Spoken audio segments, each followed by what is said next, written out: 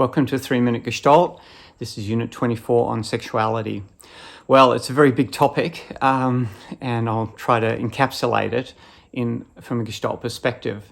So, firstly, awareness. What are we aware of in Gestalt? We're interested in awareness of the body and awareness of feelings.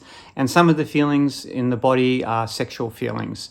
Now, one of the things that I'm clear on myself and I like to make clear to clients is that sexual feelings are feelings just like any other feeling. So we don't, judge them or say good or bad or tell the person how to live or what they should do with those feelings.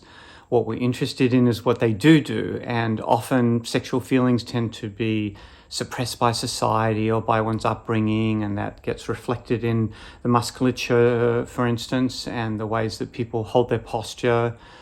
So we bring awareness to that. If that area is frozen, we realize that might be something that people are freezing out of their awareness, and as Gestalt therapists, we're not afraid to journey into that place. There may be trauma, of course, then we need to deal with the trauma, but it's a subject which we embrace in Gestalt because sexuality is part of our aliveness, and it's a part of the aliveness of the client as well as the therapist.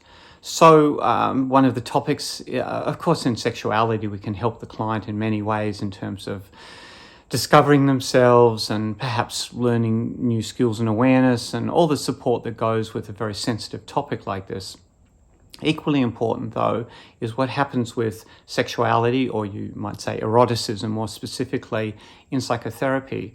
Because although it's very clear it's not good for clients to be sexual with them, and that's our ethical boundaries, and that's a boundary that we need to choose constantly and re-choose as therapists, that doesn't just solve the issue. In fact, sometimes therapists, in their fear of sexuality in some way coming into the therapy in terms of erotic attraction or something, will avoid the topic, or they'll skirt over it. They might feel uncomfortable with it. These are all important things as a Gestalt therapist to be able to explore within oneself, to find, what is my own relationship with sexuality and eroticism, in order that I can be present with the client and explore their issues. It's a difficult topic for many people, and in terms of the therapeutic relationship in Gestalt, we need to have that ground so that we're comfortable and grounded in terms of being able to talk about the client, because often there's some sort of attraction, we could call it some version of erotic attraction between client and therapist, or sometimes therapist and client, and we need to be able to make space for it, to be able to talk about it openly. And I tell clients, we can talk about these things. This is a part of relationship, and these feelings are just like any other feelings. They're permissible.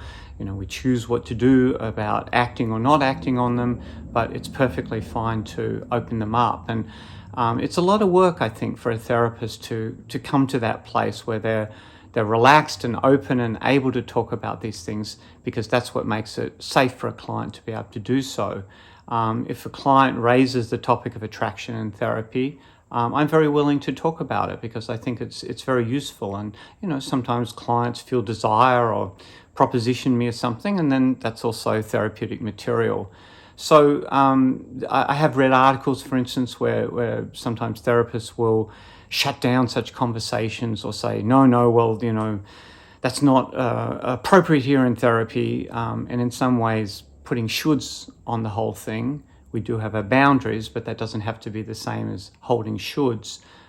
So we can easily shut down clients in this place, and that is then very much about the therapist's own ground and their own comfort. So sexuality, like all other topics in Gestalt, requires that I know about who I am, and the more I understand myself, the more that I have to offer to the therapy.